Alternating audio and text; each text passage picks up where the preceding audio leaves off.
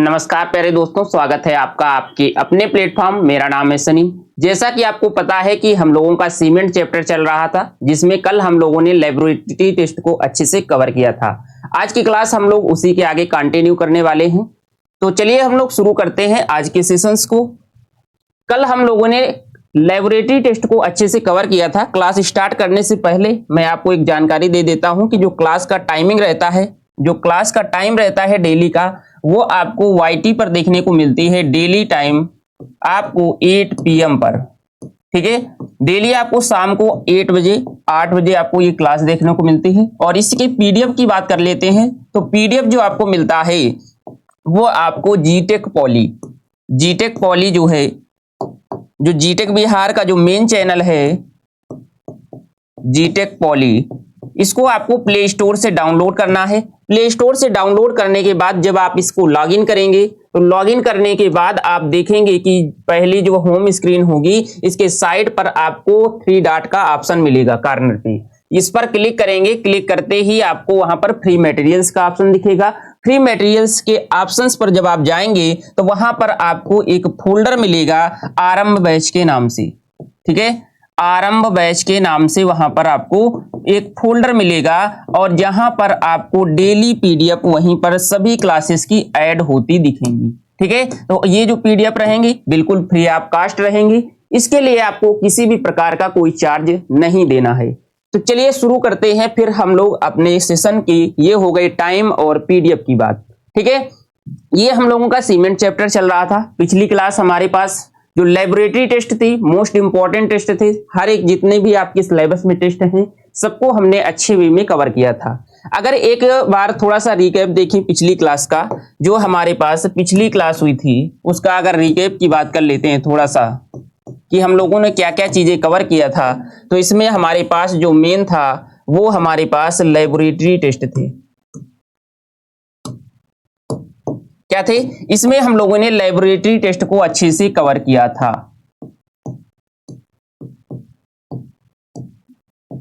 Laboratory test of cement, ठीक है। और इसमें लगभग जितने भी टेस्ट हैं वो आपके मोस्ट इंपॉर्टेंट है, जिसमें हमारे पास 5-6 टेस्ट थे। जिसमें सबसे पहला हम लोगों ने टेस्ट फाइननेस टेस्ट देखा था, फाइननेस। इसके बाद दूसरा जो हम लोगों ने टेस्ट देखा था कंसिस्टेंसी टेस्ट देखा था, कंसिस्टेंसी टेस्ट, ठीक है। इसके बाद हमारे पास इनिशियल सेटिंग टाइम टेस्ट था। इनिशियल सेटिंग टाइम के बाद आप लोगों ने इसे फाइनल सेटिंग टाइम देखा था। इसके बाद हमारे पास जो था वो कंप्रेसिव स्ट्रेंथ टेस्ट था, कंप्रेसिव स्ट्रेंथ टेस्ट। और इसके बाद हम लोगों ने साउंडनेस टेस्ट देखा था, ठीक है। साउंडनेस टेस्ट देखा था। अगर मैं इसमें भी इंपॉर्टेंट की अगर बात करूं तो इसमें हमारे पास ये कंप्रेसिव स्ट्रेंथ टेस्ट तो मोस्ट इंपॉर्टेंट है। इसके बाद आपका साउंडनेस टेस्ट भी मोस्ट इंपॉर्टेंट है। इसके बाद initial setting time, final setting time, ये दोनों आपसे मोस्ट इंपॉर्टेंट है, ठीक है। इसके बाद हमने लास्ट में देखा था आपका ग्रेड ऑफ सीमेंट। जब हम लोगों ने कंप्रेसिव स्ट्रेंथ टेस्ट को कवर किया था उसी के साथ हम लोगों ने ग्रेड ऑफ सीमेंट भी कवर किया था, ठीक है। ग्रेड ऑफ सीमेंट, सीमेंट की कितनी ग्रेड थी वो आपने देखा था कि सीमेंट को 3 ग्रेड पर डिवाइड किया गया था। किस बेस पर? उसकी हमारे पास 28 दिन की कंप्रेसिव स्ट्रेंथ के बेस पर। कौन कौन सी थी? हमारे पास 33 ग्रेड की सीमेंट थी, ठीक है। इसके बाद आपने देखा था 43 ग्रेड की सीमेंट, ठीक है। इसके बाद आपने देखा था 53 ग्रेड की सीमेंट। तो यहां तक चीजें हमारी कल की क्लास में कवर हुई थी। 33 ग्रेड की सीमेंट क्या थी? जब आप OPC का टेस्ट कर रहे थे तो जो हमारे पास 28 दिन की क्यूरिंग के बाद जब आपने CTM मशीन पर टेस्ट किया था तो जो इसकी स्ट्रेंथ आई थी वो 33 मेगापास्कल थी।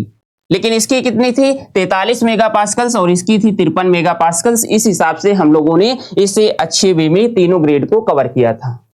अब आज हमारे पास टॉपिक जो कवर होने वाला है इसमें हमारे पास है सबसे पहले स्टोरेज ऑफ सीमेंट या सीमेंट स्टोरेज से संबंधित। मतलब जब आप सीमेंट का प्रोडक्शंस करते हैं, मैन्युफैक्चरिंग करते हैं तो आप सीमेंट को स्टोर करते हैं। इसके बाद आप दुकानों में देखा होगा जो होलसेलर होते हैं वो भी सीमेंट को स्टोर करते हैं। इसके साथ साथ जब आप फील्ड पर वर्क करते हैं तो साइट में आपको सीमेंट को स्टोर किया जाता है। तो उन सीमेंट को जब आप स्टोर कर रहे हैं तो स्टोर करते समय किन किन प्रिकॉशंस को ध्यान में रखा जाता है, कौन कौन सी सावधानियां बरती जाती हैं, इससे हमारे पास एक क्वेश्चन बनता है 5 नंबर का। ठीक है, तो ये बिल्कुल आसान सा क्वेश्चन होता है। इसको आप एक बार पढ़ करके 10 से 12 पॉइंट हैं जिसमें से आपको 7 से 8 पॉइंट लिखने होते हैं। ठीक है, इसमें से बिल्कुल सरल सरल से पॉइंट हैं, इसमें कोई समझाने वाली चीज नहीं है, केवल एक बार पॉइंट पढ़ेंगे, जो थ्योरी होगी उसी के साथ में चीजों को समझ लेंगे। फिर इसके बाद अगला टॉपिक हमारे पास है टाइप्स ऑफ सीमेंट, और वहां पर हमें चीजों को और अच्छे वे में समझना होगा। तो चलिए हम लोग शुरू करते हैं स्टोरेज ऑफ सीमेंट। देखिए, सीमेंट भंडारण की बात करते हैं तो इसमें सबसे पहले आपने देखा था, अभी तक आपने केवल ओपीसी सीमेंट पढ़ा है। ओपीसी जो सबसे पहले बनी थी, ऑर्डिनरी पोर्टलैंड सीमेंट। ठीक है, अब ओपीसी सीमेंट से रिलेटेड हमारे पास यहां पर जब स्टोरेज की बात करें, चाहे कोई भी सीमेंट दे, सभी का स्टोरेज के प्रिकॉशंस सेम रहेंगे। ठीक है, देखिए इसमें सबसे पहले हमारे पास पूछेगा कि यहां पर जो सीमेंट स्टोरेज है वो इसके बारे में बताइए।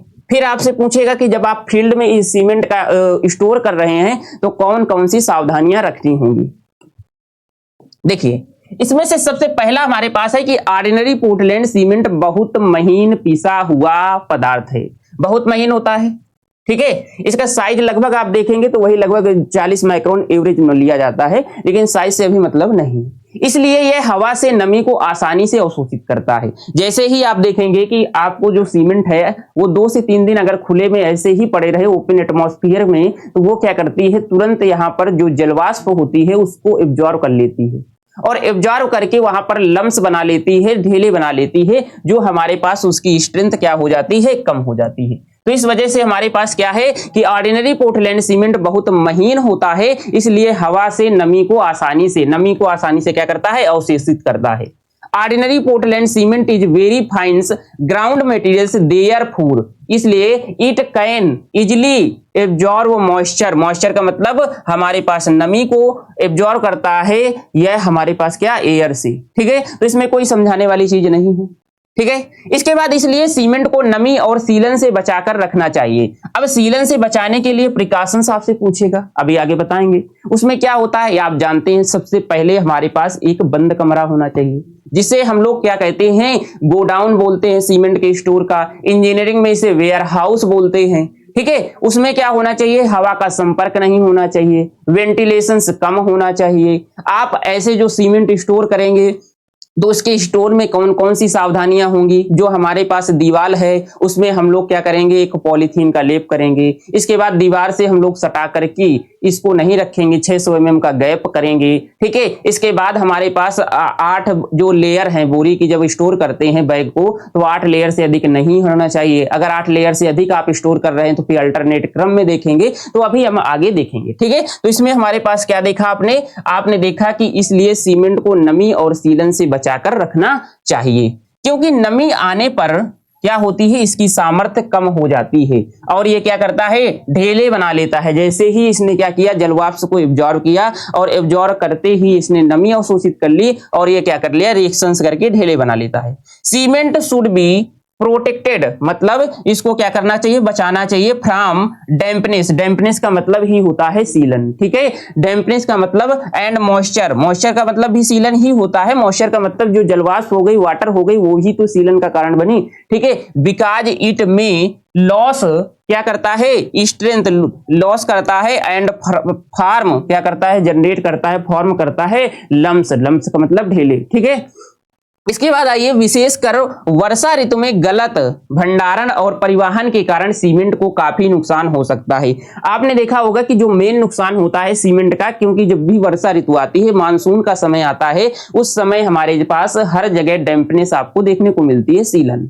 ठीक है, कोई ये मान लीजिए आप जा रहे हैं बाहर से अंदर आ रहे हैं तो आपके साथ पैरों के साथ कुछ ना कुछ वाटर बाहर से आ गया, ये सीलन अंदर आती है। ठीक है, इसके बाद उस टाइम पे एयर जो होती है वो आपके पास वेंटिलेशन अगर अधिक है, जहां पर आपने सीमेंट को स्टोर करके रखा है तो वहां पर नुकसान से ज्यादा होते हैं। ठीक है, तो विशेषकर वर्षा ऋतु में गलत भंडारण और परिवहन, गलत भंडारण और परिवहन, परिवहन का मतलब जब आप सीमेंट एक दूसरे स्थान से दूसरे स्थान पर ले जा रहे हैं, मान लीजिए वेयर हाउस में स्टोर थी, आप वहां से साइट पर ले जा रहे हैं, रास्ते में आपका अगर ओपन एटमॉस्फेयर की कांटेक्ट में आ रही है सीमेंट, अच्छे से उसको कवर करके नहीं ले जा पा रहे हैं ट्रैक में, तो वो क्या करेगी, जलवाष्प को एब्जॉर्ब करेगी, ठीक है, के कारण सीमेंट को काफी नुकसान होता है। इसलिए उचित भंडारण व्यवस्था आवश्यक है। इससे क्या करना चाहिए, अच्छे से भंडारण करना चाहिए। देखिए ड्यूरिंग द मानसून, मानसून का मतलब होता है जो वर्षा ऋतु होती है, सीजन सीमेंट में भी डैमेज्ड, क्या करती है, डैमेज हो जाती है, due to improper storage and transportations. Improper अगर स्टोरेज है, अच्छे से आपने स्टोर नहीं किया, अच्छे से उसका ट्रांसपोर्टेशन नहीं किया, therefore proper storage arrangement is necessary. इसके बचाने के लिए हमारे पास क्या होता है, इसका आवश्यक क्या करना होता है, भंडारण करना होता है। चलिए अब आगे देखिएगा, इसमें सबसे पहले जिस भवन में सीमेंट रखा जाए पूरी तरह से पानी और नमी से सुरक्षित होना चाहिए। जो हम लोग, आपको पता होना चाहिए, जहां पर स्टोर करते हैं सीमेंट का, यहां पर हमारे पास जहां पर सीमेंट को स्टोर करते हैं, सीमेंट को जहां पर स्टोर करते हैं उसको आपको क्या बोलेंगे, इसको बोलते हैं हम लोग वेयर हाउस। क्या बोलते हैं, इंजीनियरिंग में इसको बोलते हैं वेयर हाउस, ठीक है। या आप इसे जनरली वेयर हाउस नहीं बोल पा रहे हैं तो आप इसको गोडाउन बोल देते हैं, ठीक है। लेकिन जो मेन होता है वो वेयर हाउस होता है, क्योंकि जो बड़े स्टोरेज होता है उसको वेयर हाउस बोला जाता है, जो छोटे होते हैं उसे गोडाउन बोलते हैं, ठीक है। इसमें देखिएगा जिस भवन में सीमेंट रखा जाता है वह पूरी तरह से क्या होना चाहिए, नमी से सुरक्षित होना चाहिए, ठीक है। इसलिए इसकी दीवार मजबूत तथा दोनों ओर से प्लास्टर की हुई होनी चाहिए। मतलब दीवार जब बनाई जाती है तो इसकी पहली बात, दीवार की जो थिकनेस है वो अधिक होना चाहिए, मिनिमम से मिनिमम 9 इंच की दीवार तो होना चाहिए, जिसे आप 1 ब्रिक वॉल कहते हैं। अभी जब आप ब्रिक पढ़ेंगे तो उसमें आपको पता चलेगा, ठीक है। जो हमारे पास एक ब्रिक होता है उसकी जो लेंथ होती है वो आपकी 9 इंच होती है मिनिमम, ठीक है। तो आपको क्या करना होता है, एक ब्रिक की वॉल होना चाहिए, ठीक है। इसके बाद the building where cement bags are stored, जहां पर क्या किया जाए, स्टोर किया जाए, should be completely water tight. Water tight का मतलब होना चाहिए वाटर नहीं आना चाहिए, वो वाटर को एब्जॉर्ब नहीं करना चाहिए, इस तरह के हमारे पास क्या होना चाहिए, सीमेंट का स्टोरेज होना चाहिए। It's wall should be strong, इसकी वॉल क्या होना चाहिए, स्ट्रॉन्ग होना चाहिए, मजबूत होना चाहिए। एंड प्लास्टर्ड बोथ साइड, दोनों साइड क्या होना चाहिए, प्लास्टर होना चाहिए।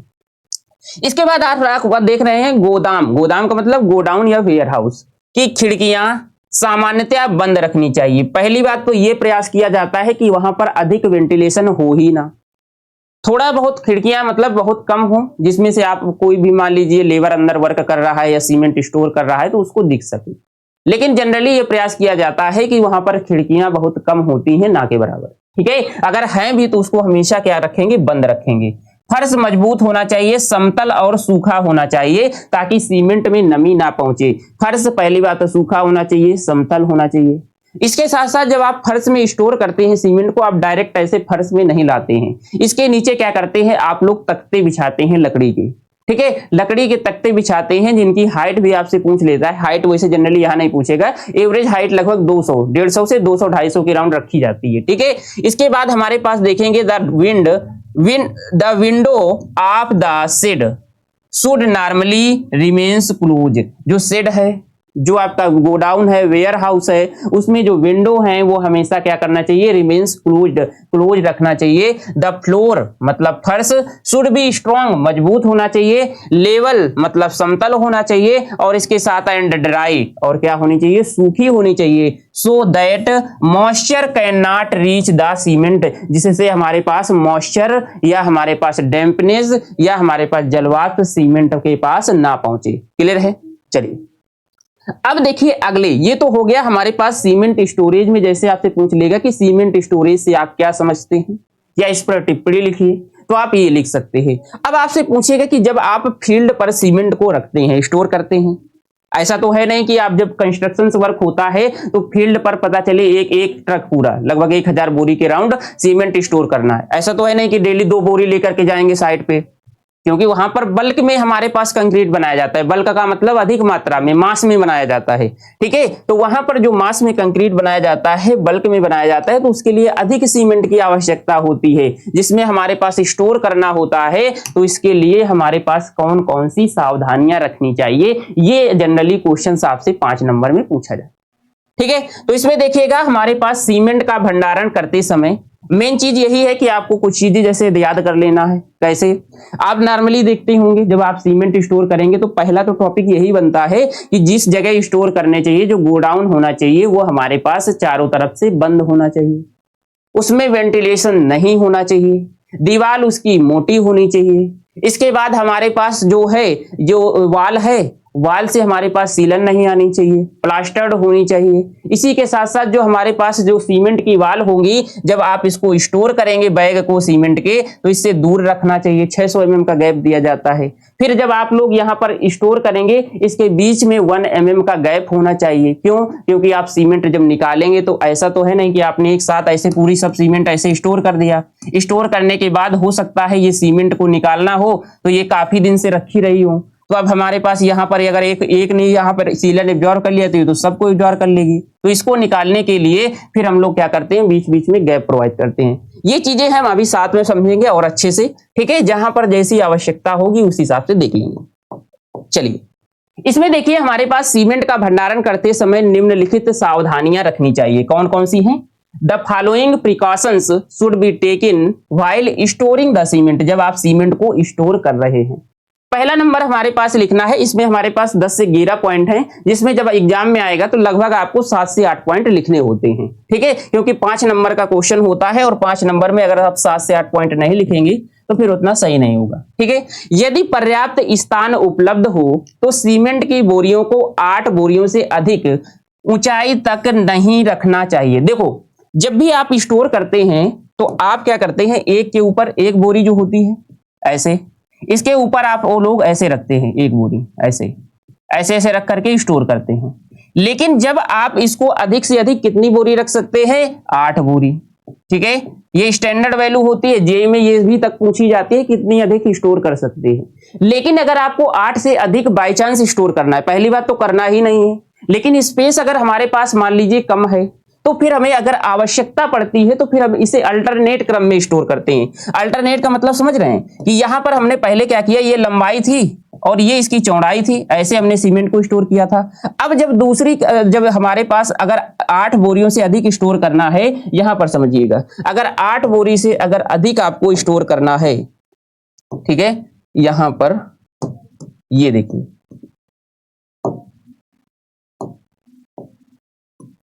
ये एक हो गई बोरी, दूसरी ये हो गई, तीसरी ये हो गई। अब क्या करना है, यहां पर मान लीजिए अगर 8 बोरी से अधिक स्टोर करना है तो यहां पर फिर हमारे पास क्या करना होगा, अब अल्टरनेट रखना होगा। यहां पर ये वाली बोरी, फिर ऐसे बोरी होगी, फिर ऐसे बोरी होगी। अब इसको समझ पा रहे हैं, एक बोरी ऐसे लंबाई की दिशा में ऐसी रखी है, फिर दूसरी बोरी इसके ऊपर ऐसे चौड़ाई की दिशा में रखी है। तो ये इसकी चौड़ाई दिख रही है, ये पीछे की तरफ, अगर इसे 3D में बनाए तो ये कुछ इस तरह से होगी। ठीक है, कुछ इस तरह से होगी। ठीक है, फिर कुछ इस तरह से होगी, ये पीछे की तरफ लंबी होगी, और इसके बाद फिर जब तीसरी लेयर रखेंगे तो फिर इसकी लंबाई की दिशा में रखेंगे। ठीक है, कुछ इस तरह से। यहां पर आपको समझ पा रहे होंगे, ये लंबाई की दिशा में ऐसे रखते हैं, फिर इसके ऊपर ऐसे चौड़ाई की दिशा में, फिर तीसरी लेयर लंबाई की दिशा में, फिर चौड़ाई की दिशा में। इस तरह से अल्टरनेट क्रम में स्टोर किया जाता है। लेकिन अगर 8 तक ही स्टोर करना है तो आप ऐसे ही लेंथ डायरेक्शंस में स्टोर कर सकते हैं। ठीक है, तो यही चीज लिखा है, यदि पर्याप्त स्थान उपलब्ध हो तो सीमेंट की बोरियों को 8 बोरियों से अधिक ऊंचाई तक नहीं रखना चाहिए। आवश्यकता पड़ने पर अधिकतम 10 बोरी तक रखा जा सकता है, लेकिन जब रखेंगे तो अल्टरनेट क्रम में रखेंगे। देखिए, bag should not be stacked. Stack का मतलब स्टोर करना या हमारे पास रखना। ठीक है, इसके बाद मोर देन 8 बैग, 8 बैग से अधिक नहीं रखना चाहिए। हाई का मतलब यहां पर 8 बैग से अधिक हाइट तक नहीं रखना चाहिए। इफ एडिक्वेट स्टोरिंग एरिया, अगर मान लीजिए हमारे पास स्टोरिंग एरिया जो है इज अवेलेबल, एडिक्वेट का मतलब होता है अपर्याप्त, जब अपर्याप्त हमारे पास स्थान अवेलेबल है या पर्याप्त स्थान नहीं है। इफ स्टोरेज स्पेस इज इनएडिक्वेट, मतलब हमारे पास जब स्पेस कम है, यहां पर क्या हुआ, एडिक्वेट का मतलब पर्याप्त स्थान अगर अवेलेबल है तो 8 बोरी ही रखेंगे, अगर स्थान अवेलेबल नहीं है तो उस समय हमारे पास फिर आप 10 बोरियों तक रख सकते हैं। क्लियर है? चलिए आगे बढ़ते हैं। यदि बोरियों का ढेर 8 बोरी मतलब 8 बोरियों से अधिक ऊंचा होता है तो बोरियों को एक परत लंबाई की दिशा में तथा अगली परत चौड़ाई की दिशा में हमारे पास क्या होता है, इसको रखा जाता है, जिससे ढेर अधिक स्थिर रहते हैं। स्थिर का मतलब ऐसे देखेंगे, अगर आप ज्यादा हाइट तक बोरियां रखे जाएंगे तो फिसल करके वो गिरने लगेंगी। अगर आप अल्टरनेट रखेंगे तो वो क्या करेंगे, उनकी जो बॉन्डिंग थोड़ा सा अच्छी हो जाएगी, जिससे स्टेबल हो जाएंगी। ठीक है। इफ द स्टैक मतलब जो हमारे पास जो रखा है आपने, is more than 8 bags, 8 bag से अधिक है, alternate layer should be arranged. अगर 8 बोरियों से अधिक आप रख रहे हैं तो उनको अल्टरनेट क्रम में अरेंज करेंगे। इन header and stretcher, header and stretcher का मतलब क्या है, यहां पर जब ब्रिक आप देखेंगे ना तो लंबाई की जो डायरेक्शंस होती है, अभी आपको इससे मतलब नहीं है स्ट्रेचर और हेडर से। जब आप ब्रिक को देखेंगे, इसमें ब्रिक में आप पढ़ेंगे तो हेडर का मतलब होता है, ये स्ट्रेचर होता है लंबाई की डायरेक्शंस में। और जब आप ब्रिक देखते हैं तो हमारे पास दूसरा जो साइड दिखता है वो आपको यहां से ये दिखता है, कुछ इस साइड से, ये हमारे पास विड्थ साइड होती है, मतलब यहां से चौड़ाई दिखती है। तो चौड़ाई से जब आप ये देख पा रहे होंगे तो ये वाला पोर्शन जो होता है ये बोलता है हेडर, ये होता है हेडर और ये होता है स्ट्रेचर। तो अभी के लिए इतना ही जान लीजिए कि लंबाई को स्ट्रेचर बोल रहे हैं, इसे हेडर बोल रहे हैं। ठीक है। जब ब्रिक आएगा तो इसको बहुत अच्छे से पढ़ेंगे। ठीक है।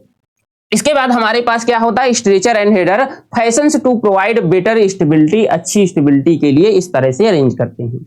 सीमेंट की बोरियों को दीवार से कम 600 mm दूर रखना चाहिए। देखो 600 mm यहां पर जो है स्टैंडर्ड वैल्यू है, फिर समझिएगा यहां पर जो स्टैंडर्ड वैल्यू 600, कहीं कहीं पर हो सकता है जो आप बुक प्रिफर कर रहे हैं उसमें 300 दिया हो, लेकिन यहां पर जो आईएस कोड स्टैंडर्ड डाटा देता है जो आपका हमेशा काम आने वाला है वो 600 ही होता है। ठीक है। आप डिप्लोमा वाली बुक में कम ज्यादा वैल्यू हो सकती है, लेकिन आपको 600 ही प्रिफर करना है। मतलब जब आपने यहां पर सीमेंट की बोरी कुछ इस तरह से स्टोर की होगी, ये साइड वाली लेयर होगी, ठीक है, कुछ इस तरह से आपने स्टोर किया होगा, यहां से आपकी वाल होगी, तो वाल से लेकर के यहां तक कम से कम 600 mm का गैप होना चाहिए। ठीक है। 600 mm का मतलब 60 सेंटीमीटर, 60 सेंटीमीटर का गैप होना चाहिए। अगर आप यहां पर इससे सटा करके रख देंगे और इसने थोड़ा सा भी मॉइस्चर एब्जॉर्ब कर लिया तो तुरंत यहां से हमारे पास ये वाला हमारे पास क्या करेगी, बोरी मॉइस्चर एब्जॉर्ब करेगी। अब देखिए हमारे पास इनको रखा कैसे जाता है, एक बार फिर से अच्छे से समझिएगा अरेंजमेंट। अब यहां पर अरेंजमेंट, यहां पर हमारे पास ये हो गया वेयर हाउस, मतलब कोई कमरा है, गोडाउन है। इसमें हम लोग क्या करते हैं, नीचे बिछाते हैं इस तरह से लकड़ी के तख्ते, ऐसे। ठीक है।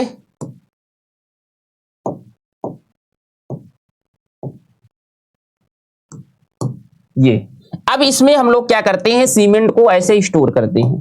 कैसे स्टोर करते हैं, सीमेंट को यहां पर इसके ऊपर हम लोग क्या करते हैं, स्टोर करते हैं। जनरली व्हाइट बोरी होती है, ऐसे ही बना देते हैं।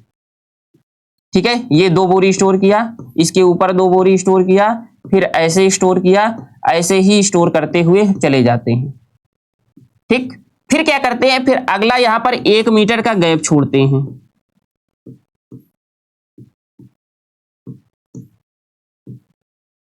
जो आपने जनरली देखा होगा गांव में तो ऐसे ही रूम पर एक साथ ऐसे ही स्टोर कर दिया जाता है। ठीक है। लेकिन जो मेन जो होता है स्टोर करने का ये जो तरीका होता है ये हम लोग इस्तेमाल करते हैं। अब इसमें होता क्या है, देखो ये तो हो गया साइड से हमारे पास 600 mm का गैप, ये वाला जो हमारे पास डैम्पनेस से बचाएगा। ठीक है। चलिए ये मैक्सिमम हाइट कितनी, 8 बोरी की। अब यहां पर बीच में हमारे पास 1 मीटर का स्पेस छोड़ा जाता है। क्यों, यहां से इस वजह से क्योंकि ये रास्ता दिया जाता है। मान लीजिए हमारे पास पहला ट्रक आया था सीमेंट का और ये वाले हमने सीमेंट को स्टोर कर रखा था, पीछे तक होगा ये काफी, लेकिन ये क्या हुआ था, फिर इसके बाद नया ट्रक आ गया जो सीमेंट लेकर के, हमने उसको क्या किया, यहां पर स्टोर करा दिया। अब क्या करेंगे, ये हमारे पास सीमेंट पहले स्टोर हुई थी, ये पहले खराब होने के चांस हैं, तो हम लोग इसको निकाल करके बाहर करेंगे पहले। अगर हम लोग इसको सबको एक साथ सटा कर रख देंगे तो हमें यह नहीं पता चलेगा कि हम लोग कौन सी सीमेंट पहले आई थी। अगर पता भी चल गया तो आप उसको निकालने में बड़ी दिक्कत होगी। अब क्या करेंगे, यहां से एक लेवर जाएगा, ये एक लेवर गया, देखो अंदर तक गया, यहां से इधर से एक सीमेंट उठाया, इधर से एक लेवर आया, ये इधर से सीमेंट उठाया, जो था सीमेंट निकल गया। ये बाद वाली जो सीमेंट आई थी ये अपनी जगह स्टोर रही। ठीक है। इस हिसाब से इस वजह से बीच में एक मीटर का क्या किया जाता है, रास्ता दिया जाता है, गैप दिया जाता है। ठीक है, चलिए।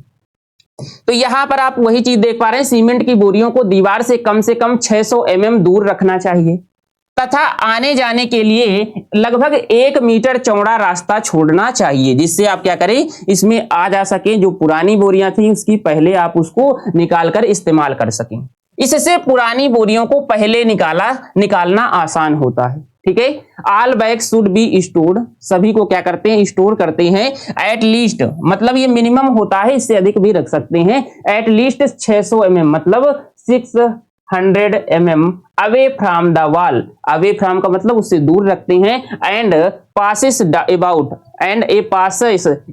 1 मीटर वाइड्स, एक 1 मीटर का क्या करते हैं, पासिस छोड़ते हैं, रास्ता छोड़ते हैं। ठीक है। इसके बाद वाइड्स शुड बी प्रोवाइडेड, जो हमारे पास 1 mm का रास्ता क्या करते हैं, प्रोवाइड करते हैं for easy handling and removal of old stock, जो हमारे पास क्या है, पुराना स्टॉक लगा है उसको हैंडल करने के लिए या निकालने के लिए। ये जो पूरा हमारे पास ये बना हुआ है ना, ये जो सीमेंट स्टोर करके आपने एक पूरा ये बना लिया, इसे बोलते हैं स्टॉक। ठीक है, चलिए अगला हमारे पास है आगे, कह रहा है सीमेंट की बोरियों को सीधे फर्श पर नहीं रखना चाहिए। आपने देखा यहां पर ये हमने क्या किए थे, यहां पर लकड़ी के तख्ते पहले नीचे बिछाए थे। क्यों? क्योंकि यहां पर लकड़ी के तख्ते बिछाने से हमारे पास जो डायरेक्ट संपर्क में आ रहा था फर्श की, जो फर्श के डायरेक्ट संपर्क में बोरियां आ रही थी, जिससे हमारे पास चांस थे अधिक मॉइस्चर एब्जॉर्ब करने के, वो कम हो जाते हैं। ठीक है। तो यहां पर यही लिखना है, कह रहा है कि सीमेंट की बोरियों को सीधे फर्श पर नहीं रखना चाहिए। ठीक है।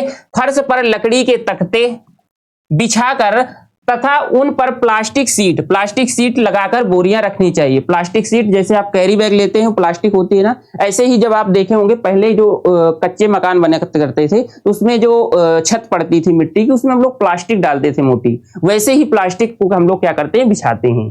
कह रहा है कि वुडन प्लैंक का मतलब लकड़ी के तख्ते, or sleepers covered with plastic sheets should be placed on the floor में क्या करते हैं, प्लेस करते हैं। And cement bag should be stacked, और इसके ऊपर क्या करते हैं, सीमेंट बैग को स्टोर किया जाता है या स्टैक किया जाता है। ठीक है।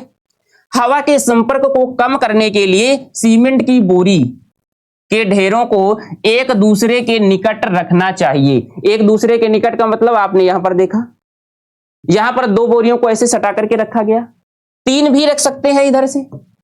ठीक है। लेकिन हमारे पास इससे ज्यादा नहीं होनी चाहिए, फिर हमारे पास क्या हो जाएगा, जैसे ही आपने क्या किया, इनको निकालने में आसानी। इस वजह से ऐसा नहीं है कि आपने एक सीमेंट का यहां पर स्टैक ऐसे लगा दिया 8 बोरी का, फिर एक बोरी बगल से यहां पर लगा दिया, फिर एक बोरी यहां पर लगा दिया। इससे क्या होगा, पहली बात तो स्पेस ज्यादा ऑक्युपाई करेगी, अधिक हमें जगह चाहिए। इसी के साथ साथ हमारे पास क्या होगी, थोड़ा सा भी एयर आएगी तो इससे भी हमारे पास मिल जाएगी, इससे भी मिल जाएगी। मतलब सीमेंट खराब होने के चांस ज्यादा होते हैं। ठीक है ना। इस वजह से हम लोग क्या करते हैं, इनको पास रखते हैं। चलिए, to reduce air circulation, air का जो सर्कुलेशन है उसको कम करने के लिए stacks of cement bag should be stored as close as possible, मतलब इतना क्लोज रखते हैं जितना पॉसिबल हो। ये हमारे पास ऐसा नहीं है कि कोई फिक्स वैल्यू है कि 3 बोरी रखेंगे 4 बोरी रखेंगे। हमारे पास कोई भी बल्क में कंस्ट्रक्शन हो रहा है, बल्क का मतलब बहुत ज्यादा बड़े लेवल पर, जैसे मेट्रो है, अब उसमें हो सकता है डेली जो सीमेंट की खपत हो रही हो 200 300 400 बोरी हो रही हो, तो फिर हम लोग क्या करते हैं, ऐसे स्टोर कर देते हैं, क्योंकि आज सीमेंट आई है 4 दिन बाद खत्म हो जाएगी, तो उस हिसाब से हम लोग देख लेते हैं। अब मान लीजिए कोई भी हमारे पास, जैसे कोई भी होलसेलर है, अब उसमें हो सकता है सीमेंट मंगाई हो, 1 महीने तक उसकी स्टोर रहना हो, तो उस हिसाब से वो अरेंज करके चलता है। ठीक है। चलिए आगे देखिएगा, पुराने स्टॉक जो है का उपयोग पहले तथा नए स्टॉक का उपयोग बाद में करना चाहिए। जो पुराने स्टॉक थे, जो पहले आए थे, पहले से हमने स्टोर करके रखा था, उनको पहले निकालना है हमको, बाद वाले के, ये कॉमन सी चीज है। Old stock should be used first and fresh stock should be used later. ठीक है। इसके बाद देखिएगा, यदि गोदाम सड़क के स्तर पर हो तो ट्रकों को सीधे गोदाम के अंदर नहीं आने देना चाहिए। सड़क के स्तर का मतलब क्या है, सड़क के स्तर का मतलब ये है कि मान लीजिए हमारे पास यहां पर कोई भी, जैसे आप घर देखते हैं, अपना घर बनवाते हैं, ये आपका घर था। ठीक है। ये देखिए इसको क्या करते हैं, जब आपका घर होता है, वो जो आपके सामने से गली निकलती है, रास्ता निकलता है, उससे आपका क्या होता है, थोड़ा सा ऊंचाई पर ऐसे होता है ना। आप यहाँ पर स्टेयर प्रोवाइड करते हैं, मतलब यहाँ पर स्टेप बनाते हैं, सीढ़ी बनाते हैं, तब जाकर के यहाँ पर आप लोग क्या करते हैं, घर में इंटर करते हैं ना। क्यों ऐसा रखते हैं, ताकि हमारे पास भविष्य में, जैसे आप देखेंगे अभी मानसून आ रहा है, बारिश होगी, अगर ये लेवल एक साथ हो, समतल हो या इसी के लेवल पर हो, तो क्या होगा, पानी अंदर इंटर कर जाएगा। कोई भी मान लीजिए हमारे पास कीड़े मकोड़े हैं, अंदर इंटर कर जाएंगे। इन सब चीजों को सेफ रखने के लिए हमारे पास क्या करते हैं, ये हम लोग हाइट रखते हैं। ये बाद में हम लोग बिल्डिंग में पढ़ेंगे, इसे प्लिंथ बोलते हैं, ठीक है। ये प्लिंथ हाइट बोलते हैं, जो एवरेज हाइट लगभग 45 सेंटीमीटर के राउंड रखी जाती है, इससे कम नहीं होना चाहिए, ठीक है। तो ऐसे ही हमारे पास क्या है, इनका पहली बात तो एक लेवल में नहीं होना चाहिए, थोड़ा सा ऊंची होनी चाहिए। अगर ऐसी लेवल में है तो हमारे पास जो भी आपके कैरी आएंगे ट्रक लेकर के, जो सीमेंट लेकर के, तो उसको डायरेक्ट अंदर एंट्री नहीं दी जाती। क्यों, क्योंकि वहां से जैसे आपने देखा मानसून खराब है, बाहर बारिश हुई है, अब क्या किया, वो आ जाकर के अंदर इंटर करेगा, अपने साथ जो भी पानी है उसके साथ ट्रक के साथ जाएगा, उससे अंदर मॉइस्चर क्रिएट करेगा। फिर वहां पर क्या करेगा, वहां पे जैसे ही सीमेंट होगी वो रिएक्शंस करेगी, लम्स प्रोवाइड करेगी, और स्ट्रेंथ हमारे पास क्या हो जाएगी, कम हो जाएगी। तो ये बिल्कुल कॉमन सी चीज थी, ठीक है। चलिए, इसके बाद वर्षा ऋतु में सीमेंट की बोरियां की लोडिंग हमारे पास देखिए, वर्षा ऋतु में सीमेंट की बोरियों की लोडिंग और अनलोडिंग। लोडिंग का मतलब क्या होता है, लोडिंग का मतलब होता है जैसे आपने क्या किया, कोई सामान को लोड कर रहे हैं किसी ट्रक में, ठीक है, इसके बाद उसको मतलब वहां से हटा करके नीचे ला रहे हैं, वो अनलोडिंग होता है। ऐसे ही जब गोडाउन की बात करते हैं, तो गोडाउन में जब सीमेंट आई तो आपने उसको स्टोर किया, वो हो गई लोडिंग। अब आपको यूज करना है तो आपने वहां गोडाउन से सीमेंट निकाला, वो हो गई अनलोडिंग, ठीक है। या फिर आप कहीं ट्रांसपोर्टेशन कर रहे हैं, ट्रांसपोर्टेशन का मतलब जैसे आपकी गोडाउन से लेकर के जाकर के सीमेंट आपको फील्ड तक पहुंचाना है, तो वहां से आपने क्या किया, पहले फील्ड तक ले जाने के लिए जो ट्रक था उस पे सीमेंट को लोड किया। इसके बाद वहां से जब स्टोर किया, जब वहां से सीमेंट पहुंच गई आपके साइट पर, तो वहां से उसको आपने उतार करके नीचे रखा, तो वो हो गई अनलोडिंग। जो उसका स्पेसिफिक एरिया होगा, जो उसका हमारे पास गोडाउन बना होगा, छोटा सा स्टोर, ठीक है, कहां पर, फील्ड पर, क्योंकि फील्ड पर भी तो सीमेंट स्टोर करना होता है। वर्षा ऋतु में सीमेंट की बोरियों की लोडिंग अनलोडिंग की किसी ढके हुए स्थान पर, उसमें ऐसा है जैसे आपने लोड किया, ट्रांसपोर्ट हो रही जा रही, मान लीजिए हमारे पास वेयर हाउस से स्टोर तक की दूरी 100 किलोमीटर थी। अब हमें पर क्या करना है, 100 किलोमीटर जाने के लिए अगर आपका एवरेज अगर टाइम लगे 3 से 4 घंटे, अब क्या करेंगे, उसको कवर करके अगर नहीं भेजेंगे तो रास्ते में क्या होगा, मॉइस्चर होगा, इसके बाद वो संपर्क में आएगी सीधा। अगर ऐसा नहीं है कि केवल मॉइस्चर से ही रिएक्शंस कर सकती है, अगर आप सीमेंट को ऐसे ही खुले में छोड़ देंगे तो वो एटमॉस्फेयर से वेपर एब्जॉर्ब करके रिएक्शंस कर लेगी। इसके बाद जो सनलाइट होगी वो हमारे पास उससे रिएक्शंस करके इसकी बॉन्डिंग प्रॉपर्टी या बॉन्डिंग स्ट्रेंथ को भी कम कर देगी, ठीक है। इसकी वजह से हम लोग क्या करते हैं, इसको कवर करके रखते हैं। तो यहाँ पर जो मेन चीज दी गई थी वो वर्षा ऋतु के समय दी गई। Loading and unloading of cement bag should be done under proper cover, ठीक है, ड्यूरिंग द मानसून। मानसून का मतलब बारिश के समय। वर्षा ऋतु में खुले स्थानों पर सीमेंट का भंडारण नहीं करना चाहिए। Open storage of cement should be avoided during its monsoon season. Clear है। इसमें हमारे पास क्या होना चाहिए, मानसून सीजन में इसको क्या करना चाहिए, अच्छे से स्टोर रखना चाहिए, इसको खुले ओपन एटमॉस्फेयर में नहीं रखना चाहिए। तो ये हो गया हमारे पास प्रिकॉशंस। कौन कौन से हमारे पास प्रिकॉशंस रखे जाते हैं जब आपको सीमेंट को स्टोर करना होता है। देखिए, अब अगला हमारे पास टॉपिक होने वाला है जिसमें टाइप्स ऑफ सीमेंट। अब यहां से हमारे पास जो क्वेश्चंस बनेगा टाइप्स ऑफ सीमेंट से, आपको क्या करेगा, जैसे आपका 5 नंबर का क्वेश्चन बनाएगा और आपको एक सीमेंट के बारे में पूछ लेगा और उसके यूज के बारे में पूछ लेगा। दूसरा तरीका यह है कि जैसे आप देखते होंगे कि हमारे पास एक 5 नंबर का ऐसे क्वेश्चन बनाएगा और उसमें 2-3 सीमेंट दे देगा। अब उसके बारे में आपको 5 से 6 लाइनें आपको लिखना होगा। जैसा आपका क्वेश्चन होता है उसी हिसाब से उसमें कंटेंट दिया जाता है। अब उसने 2-3 सीमेंट के नाम लिख दिए और 5 नंबर का है, तो फिर आप सबका आप एक उसका एक्सप्लेनेशन फिर यूज ऐसे नहीं लिखेंगे, फिर थोड़े थोड़े पॉइंट लिखे जाते हैं उस सबके बारे में, ठीक है। तो इसके बारे में देख लेंगे कि कैसे क्वेश्चन आएगा। लेकिन आपको सबसे पहले यहाँ पर जो आपकी सिलेबस में है वो टाइप्स ऑफ सीमेंट में कुछ 8 सीमेंट दी गई है। इसके अलावा भी होती हैं, हाँ इसके अलावा भी कई सीमेंट होती हैं, लेकिन सिलेबस के अकॉर्डिंग हमें चलना है। इसमें देखिए कौन कौन सी सीमेंट है। जो पहली आपकी सीमेंट है वो ऑर्डिनरी पोर्टलैंड सीमेंट है, ओपीसी। इसके बारे में आपने देख चुके हैं। सब कुछ अभी तक जितनी चर्चा हुई है ओपीसी की हुई तो हुई है, ऑर्डिनरी पोर्टलैंड सीमेंट सबसे पहले तो यही बनी थी पोर्टलैंड से। जब आपने देखा था, जब जोसेफ स्पीडिन सबसे पहली क्लास में हमने बताया था कि इन्होंने क्या किया था, लाइम और मिट्टी को मिला करके एक सीमेंट बनाया था जिसका नाम रखा था पोर्टलैंड। क्यों? क्योंकि इसका कलर जो था इंग्लैंड के एक पोर्टलैंड नाम का जो पत्थर होता था उससे मिलता था। ठीक है, इसके बाद हमारे पास दूसरी है त्वरित सामर्थ्य प्राप्ति सीमेंट, इसको आपको रैपिड हार्डनिंग सीमेंट कहते हैं, इसका देखो शॉर्ट में RHC बोलते हैं। ठीक है, इसके बाद तीसरी जो हमारे पास सीमेंट है लो हीट सीमेंट। ठीक है, लो हीट सीमेंट हो गई। इसके बाद अगली है हाई एल्यूमिना सीमेंट, जिसे आप बोलते हैं उच्च एल्यूमिना सीमेंट। इसके बाद पोर्टलैंड पोजोलाना सीमेंट। इसके बाद हमारे पास पोर्टलैंड स्लैग सीमेंट। इसके बाद हमारे पास सल्फेट प्रतिरोधी सीमेंट, मतलब सल्फेट रेजिस्टिंग सीमेंट। और इसके बाद व्हाइट सीमेंट आपके पास है।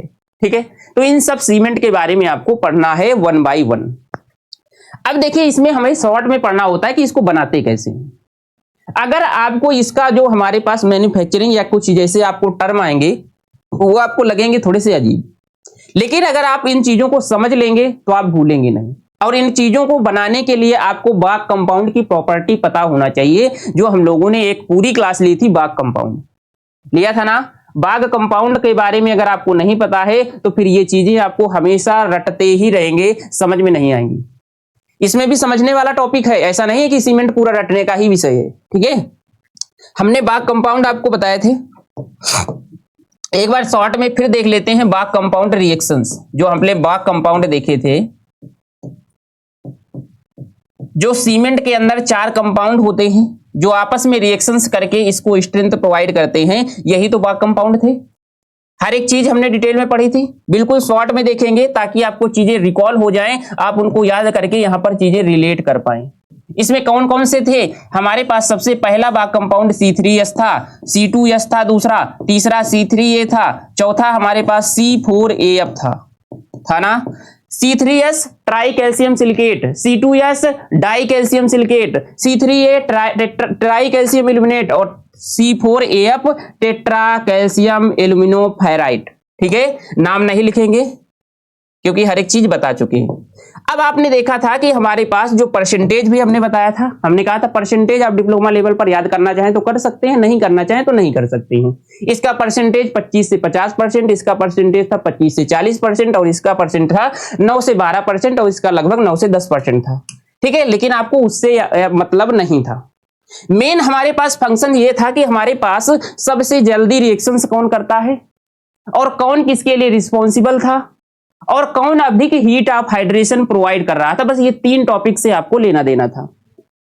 चलिए एक बार बिल्कुल शॉर्ट में देखेंगे। सबसे पहले हमने कहा था जब आप सीमेंट पर पानी डालते हैं तो सबसे पहले प्रॉब्लम्स इसको हो रही थी। ठीक है, यही पूरा उछल कूद मचाया था C3।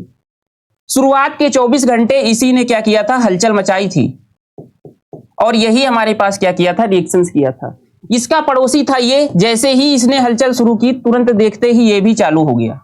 तो शुरुआत के 24 आवर के लिए कौन रिस्पॉन्सिबल है? ये दोनों रिस्पॉन्सिबल थे।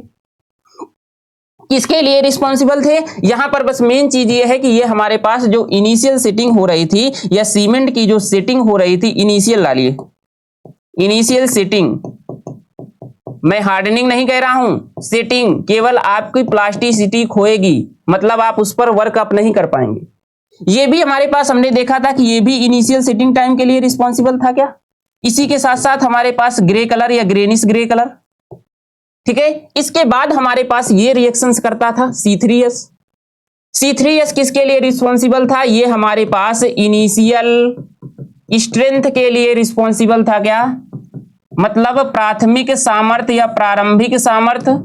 अब यहां से हमारे पास क्या इसको ताकत मिल रही है, सामर्थ्य, मतलब अब सीमेंट हार्ड हो रहा है, जिसे आप हार्डनिंग कह सकते हैं। यहां तक अभी सीमेंट केवल सेट हुआ था, उसको किसी भी प्रकार की स्ट्रेंथ नहीं मिली थी, ताकत नहीं मिली थी। ठीक है, यहां पर फिर इसके बाद ये लगभग 7 दिन तक मैक्सिमम और 7 दिन से 28 दिन तक वर्क करता है। फिर बाद में हमारे पास जो भी बाद की स्ट्रेंथ था अल्टीमेट, उसके लिए ये रिस्पॉन्सिबल था, जो 28 दिन के बाद कई महीनों या सालों तक चलती रहती है। ठीक है, मेन चीज था ये जो आपको याद रखना, क्योंकि ये याद रख लेंगे तो आपको सीमेंट में कौन चीज कब कम करना है, कौन चीज कब ज्यादा करना है, वो आपको पता चल जाएगी। ठीक है। इसके बाद हमने इसमें कहा था कि इसके याद रखना कि यहां पर हमारे पास जो हीट प्रोड्यूस होती है वो कितना होता है, हीट ऑफ हाइड्रेशन। सबसे पहले हमारे पास इससे हीट निकली होगी तो सबसे ज्यादा यही हीट प्रोवाइड करेगा, पता है ना। ये सबसे पुअर होता है। हमने कहा ये थोड़ा सा इनिशियल सेटिंग के लिए रिस्पॉन्सिबल है और ग्रे कलर के लिए है। ठीक है। तो इसमें हमने कहा था कि आपको यहां पर याद नहीं रखना है ये वैल्यू, हमने कहा था, लेकिन जेई वगैरह की तैयारी करेंगे तो याद रखना पड़ेगा। इसमें जो हीट ऑफ हाइड्रेशन होता है 865 जो हीट निकलती है जूल प्रति ग्राम। इसकी बात करेंगे तो इसमें जो निकलती है, सॉरी उल्टा लिख गया, 1 मिनट, 500 होती है यहां पे, ज्यादा तो इसकी थी ना, इसको लिखना चाहिए था। 500 जूल प्रति ग्राम, और इसका लगभग होता है 260 जूल प्रति ग्राम, और इसकी जो होती है वो 865 जूल प्रति ग्राम, और इसकी जो होती है 400 जूल प्रति ग्राम। देखो अगर समझ लोगे तो रटना नहीं पड़ेगा, क्योंकि कॉन्सेप्ट पूरा इसके बेस पर है, क्योंकि रिएक्शंस भी पूरी यही कर रहा था। नहीं समझोगे तो रटते रह जाओगे, कभी आएगा भी नहीं। अब इसमें आपने देखा, आपको ये वैल्यू मैं आपको बिल्कुल रियायत देता हूं कि आप मत याद करिए डिप्लोमा लेवल पर, लेकिन आगे याद करने की जरूरत है, क्योंकि ये आपसे कभी नहीं पूछेगा।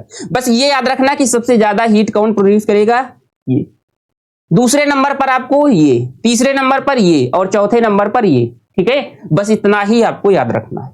बस इतना अगर आपको पता है तो आप ये सीमेंट अच्छे से लिख पाएंगे। इसमें तो आपको आवश्यकता नहीं पड़ेगी ओपीसी सीमेंट, क्योंकि ओपीसी सीमेंट तो आपने बिना पहले ही किसी भी कंपाउंड जो आए थे बाग कंपाउंड, ये तो इसी से आए थे। इसमें हमारे पास क्या आपने ओपीसी सीमेंट का पूरा प्रोसेस पढ़ा था, वेट प्रोसेस, ड्राई प्रोसेस, बस वही बिल्कुल शॉर्ट में लिखना है। ठीक है, क्योंकि हमने पूरा जब तक प्रोसेस या कंपोनेंट या उसके प्रोसेस नहीं पूछेगा, केवल इसके बारे में थोड़ा सा एक्सप्लेनेशन पूछेगा, तो आपको बस ऐसे ही लिख देना। लेकिन फिर भी मैं यहां पर एक बार फिर से बताऊंगा, थोड़ा सा बिल्कुल जल्दी जल्दी। हमने देखा था जब ओपीसी सीमेंट आप बनाए थे तो इसमें आपने क्या किया था, मटेरियल्स लिया था, कौन कौन सी, कैलकारियस मटेरियल लिया था, मतलब यहां पर हमारे पास चूनामय था। ठीक है, इसके बाद आपने क्या किया था, आर्जिलिसियस लिया था। बिल्कुल हम लोग शॉर्ट में लिखेंगे, क्योंकि बिल्कुल बस शॉर्ट में रिवीजन करना। आर्जिलिसियस का मतलब जिसमें हमारे पास मृतिका में बोलते हैं, मृतिका होना चाहिए। आप इसकी जगह क्ले ले सकते हैं, एल्यूमिना ले सकते हैं। ठीक है, यहां पर हमारे पास हो गया। इसके बाद हमने क्या किया था, बस ऐसे समझ लीजिए जल्दी जल्दी से। आपने दोनों को फिर क्या किया था, जा क्रशर में, जा क्रशर पूरा पूरा नहीं लिखेंगे, जा क्रशर में आपने क्या किया था, इसको पीसा था, कितने, 25 mm में। फिर इसको आपने क्या किया था, दोनों को ले गए थे ट्यूब मिल में। ट्यूब मिल में आपने क्या किया था, इसको फाइन ग्राइंड किया था पाउडर के फॉर्म में। ठीक है, इसके बाद इसको भी आपने फाइन ग्राइंड किया था, क्या, दोनों को फिर आपने सीलो में स्टोर किया था। याद आ रही चीजें, सीलो का मतलब हमने दिखाया था भी उस दिन इमेज, जिसमें हमारे पास सीमेंट को एक बड़े लेवल पर क्या किया जाता है, स्टोर किया जाता है। ठीक है, इसके बाद क्या किया था आपने, इनको उचित रेशियो, एक करेक्ट प्रोपोर्शंस में मिलाया था, मिक्स किया था, क्या, इनको मिक्स करेक्ट प्रोपोर्शन या करेक्ट रेशियो में। इसके बाद आपने क्या किया था, प्री हीटिंग की थी, क्या, 800 डिग्री सेंटीग्रेड पर। ये सब पुरानी चीजें हैं, प्री हीटिंग किया था ना। प्री हीटिंग में क्या हुआ था, जो हमारे पास कैल्शियम कार्बोनेट था वो हमारे पास कैल्शियम ऑक्साइड में बदल गया था, क्या, क्योंकि कैल्शियम ऑक्साइड की ही तो जरूरत हमारे पास होती है। इसके बाद आपने देखा था जैसे ही प्री हीटिंग हुई थी, प्री हीटिंग के बाद हमने क्या किया था, इसको मेन जो गर्म किया था वो रोटरी किल्न में, रोटरी किल्न, ये आप हर एक चीज हिंदी में भी मैंने बताया था वहां पर लिख करके। रोटरी किल्न में आप इसको क्या करते हैं, गर्म करते हैं। मोस्ट इंपॉर्टेंट टेम्परेचर यहां पर रखा जाता है 1400 से लेकर के 1500 डिग्री सेंटीग्रेड के अराउंड। फिर इसके बाद यहां से मिले थे क्लिंकर, और क्लिंकर के अंदर ही मिले थे हमें बाग कंपाउंड। याद आ रहा है, क्लिंकर मिलेगा, और यहां से जब आपको क्लिंकर मिलेगा तो क्लिंकर को अब हम लोग क्या करेंगे, क्लिंकर मिलेगा, इसकी करेंगे फाइनल ग्राइंडिंग। और जब फाइनल ग्राइंडिंग होगी, फाइनल ग्राइंडिंग, और इसी समय हम लोग एक रिटार्टर इस पर मिक्स कर रहे थे जिसका नाम था जिप्सम, था कि नहीं, जिप्सम। कैल्शियम सल्फेट, इसको शॉर्ट में बताया था, पूरा नाम कैल्शियम सल्फेट डाइहाइड्रेट, याद आ रहा है। इसके बाद जैसे ही आपने फाइनल ग्राइंडिंग किया था तो हमको सीमेंट मिल करके तैयार हो गया था, मिल गया था सीमेंट। पूरा हमने प्रोसेस बता दिया एक बार बिल्कुल शॉर्ट में। बस इसी को आपको बिल्कुल शॉर्ट में लिख देना है कि यहां पर दो मटेरियल्स लेते हैं, एक आर्जिलिशियस होता है, एक कैलकेरियस होता है। या तो आप लिख सकते हैं एक आर्जिलिशियस में क्या लिख सकते हैं, चूना लिख सकते हैं, लाइम ले सकते हैं, सॉरी कैलकेरियस में, और आर्जिलिशियस में क्ले ले लीजिए। आपने क्या किया, इन दोनों को फाइन ग्राइंड करके मिक्स करने के बाद रोटरी किल्न में 1400 से 1500 डिग्री सेंटीग्रेड पर गर्म करके इसमें जब हमने जिप्सम मिलाया था वो हमारे पास सीमेंट बन गई थी, वो ओपीसी। इसमें आपको ये पूरा बनाने की जरूरत नहीं है, मैंने केवल रिकॉल के लिए बनाया है, ठीक है, कि चीजें आपको अच्छे से पता हो, बस इतना ही लिखना है, यही चीजें, ठीक है। तो यहां पर आप देख पा रहे होंगे जब तक प्रोसेस पूछेगा, जब प्रोसेस आपसे पूछेगा तब आपको ये बनाने की आवश्यकता पड़ेगी। आइए इसमें देखिएगा, हमारे पास देखिए सबसे पहले हमारे पास ओपीसी का निर्माण चूना पत्थर, क्या ये हमारे पास कैलकेरियस मटेरियल्स है, हाँ, तथा चिकनी मिट्टी मतलब जो क्ले है को उचित अनुपात में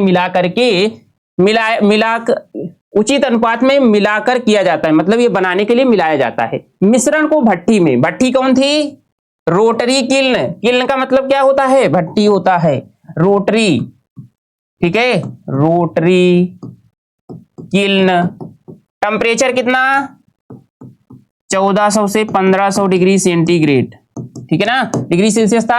यहां पर देखिए लगभग 1450 उसी के बीच में है ना। तब गर्म करके क्लिंकर बनाया जाता है। इसके बाद क्लिंकर में लगभग 3 से 5%, स्टैंडर्ड वैल्यू 3 से 4% होती है, 3 से 5 भी कह सकती हैं, ठीक है, लेकिन स्टैंडर्ड 3 से 4 ही करिएगा। 3 से 4% क्या करते हैं, 3 से 4% जिप्सम मिलाकर महीन पीस दिया जाता है, जिससे क्या बनती है, साधारण पोर्टलैंड सीमेंट। जिप्सम क्या था, जिप्सम क्या था, याद आ रहा है, जिप्सम क्या था, एक रिटार्टर था। रिटार्टर क्या कर रहा था, जिप्सम, देखो जिप्सम जो था वो हमें क्या कर रहा था, रिटार्टर, ये क्या कर रहा था, सेटिंग, जो हमारे पास रेट थी, सेटिंग की दर थी, वो क्या कर रहा था, रेट ऑफ सेटिंग, मतलब सेटिंग की जो स्पीड थी आप कह सकते हैं, उसको कम कर रहा था। और कम कर रहा था तो यही तो कम करेगा तो सेटिंग टाइम क्या करेगा, सेटिंग टाइम बढ़ाएगा, है ना, याद आ रही चीजें, रेट ऑफ सेटिंग कम करेगा, सेटिंग टाइम बढ़ाएगा। रेट ऑफ सेटिंग हमने हर एक चीज को बताया था बहुत अच्छे से। अगर आप देख पा रहे हैं, कहीं मान लीजिए आपको जाना है, आप जिस जगह से जा रहे हैं, जो आपका डेस्टिनेशन है, उसके बीच की दूरी 10 किलोमीटर है।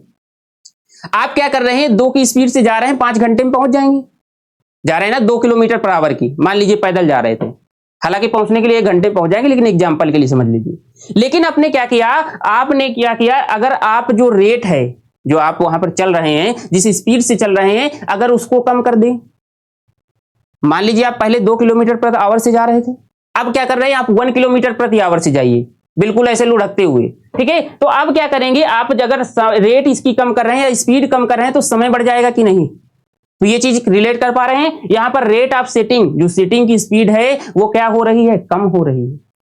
अगर सेटिंग की स्पीड कम होगी तो प्लास्टिसिटी बढ़ेगी, सेटिंग की स्पीड कम हो रही तो सेटिंग टाइम अधिक होगा कि नहीं होगा। स्पीड अगर कम हो रही है तो सेटिंग होने में समय अधिक लगेगा कि नहीं लगेगा, बस यही चीज थी, ठीक है ना।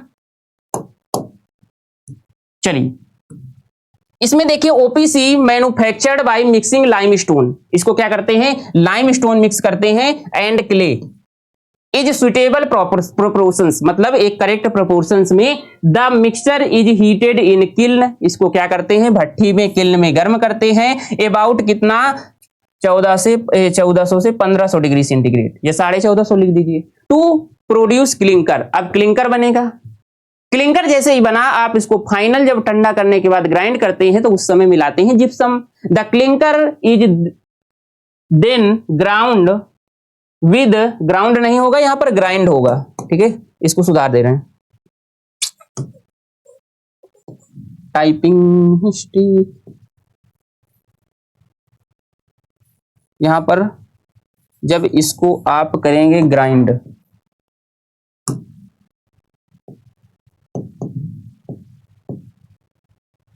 ठीक है, ग्राइंड विद अबाउट 3 to 4%, ठीक है, यहां पर 4 कर लीजिए, 3 to 4% gypsum to obtain ordinary Portland cement. तो ये तो सब चीज आप पढ़ चुके हैं, लेकिन अब मेन आता है कि इसका यूज क्या है। देखो होता क्या था कि पहले हमारे पास सबसे पहले यही सीमेंट आई थी, तो इसी का यूज हम हर जगह कर सकते थे, लेकिन अब क्या हुआ, कई सीमेंट बन गई, उसके हिसाब से अब यूज कर रहे हैं। तो इसका यूज आप हर जगह लिख सकते हैं, बस ये याद रखना जहां पर हमें क्विक सेटिंग की जरूरत होती है, जैसे पानी के अंदर आप वर्क कर रहे हैं या मेंटेनेंस कर रहे हैं, तो वहां पर आप इस्तेमाल नहीं करेंगे, क्योंकि पानी के अंदर जो सीमेंट यूज करेंगे वो क्विक सेटिंग हम लोग जब पढ़ेंगे तब बात करेंगे, क्योंकि वहां पर हमें जल्दी चाहिए होता है हार्डनिंग, ठीक है। तो उस समय हम लोग क्या करते हैं, इसका इस्तेमाल नहीं करते, बाकी जितनी भी चीजें हैं हर जगह कर सकते हैं। तो इसके लिए हमारे पास कोई बताने की आवश्यकता नहीं है कि मेनली कहां आप यूज करते हैं। सामान्य भवन निर्माण, जो आप घर का यूज कर रहे हैं, इसका उपयोग किया जाता है, ठीक है, used in general building constructions. यही 5 यूज आपको लिखना है। आरसीसी संरचनाओं जैसे बीम, स्लैब, स्तंभ, नींव के निर्माण में, बीम का मतलब ये आपकी जो बीम पड़ती है, स्लैब का मतलब जो छत पड़ती है, इसके बाद स्तंभ का मतलब जो कॉलम खड़े करते हैं, पिलर खड़े करते हैं, एंड नींव के निर्माण में इसका उपयोग किया जाता है। नींव का मतलब फाउंडेशन। आरसीसी आपने देखा था ना, रेनफोर्स्ड सीमेंट कंक्रीट, जिसमें हम लोग कंक्रीट भी बना रहे थे, सबसे पहली क्लास में चर्चा किया था हमने। कंक्रीट के साथ साथ इसमें सरिया डालते थे, उसे बोलते थे रेनफोर्स्ड सीमेंट कंक्रीट, और सरिया का नाम था स्टील बार या रेनफोर्स्ड, ठीक है, रेनफोर्स्ड सीमेंट बार बोल सकते थे, ठीक है। संरचनाओं में जैसे बीम, स्लैब, स्तंभ, नींव के निर्माण में। It is used in RCC structure such as beam, slab, column and foundation. Clear है?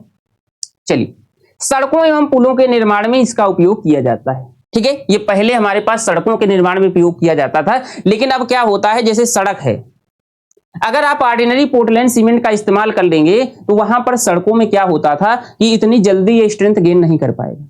तो अभी आप इसके बाद एक सीमेंट पढ़ेंगे जो रैपिड हार्डनिंग सीमेंट आता है, वो उसमें हमारे पास मेनली जो सड़कों में इस्तेमाल की जाती है, ठीक है। तो यहां पर पहले इस्तेमाल किया जाता था, इस वजह से यहां पर लिखा है कि सड़कों एवं पुलों के निर्माण में इसका उपयोग किया जाता है, ठीक है। इससे अच्छे अच्छे ऑप्शन हमारे पास अवेलेबल हैं, आप इसको कर सकते हैं, बट हम अब नहीं करते हैं। तो लिखने के लिए हर एक चीज आप इस पर लिख सकते हैं कि किसी भी चीज के निर्माण में, लेकिन अब इससे अच्छे बेटर ऑप्शन आ गए। मान लीजिए आपके पास कोई चीज है, कुछ आप कर रहे हैं, उससे अगर आपके पास बेटर ऑप्शन आ जाएगा तो आप उसको प्रेफर करते हैं ना। तो वही चीज है कि इसके अलावा हमारे पास बेटर ऑप्शंस आ गए हैं, तो इसको अब हम लोग इस्तेमाल इसमें नहीं करते, लेकिन अगर पूछेगा तो आप लिखेंगे इस वजह से क्योंकि करते रहे हैं, करने के लिए कर भी सकते हैं। It is used to the constructions of road and bridge, road में और ब्रिज के कंस्ट्रक्शंस में इसका इस्तेमाल होता है। फर्श, प्लास्टर एवं चिनाई मशीनरी वर्क में उपयोग किया जाता है। मशीनरी आप जानते हैं, चिनाई वर्क जिसे कहते हैं। अगर ब्रिक की मशीनरी है, सॉरी, जो इसमें हम लोग ईंट का इस्तेमाल कर रहे हैं तो ब्रिक मशीनरी हो जाएगा।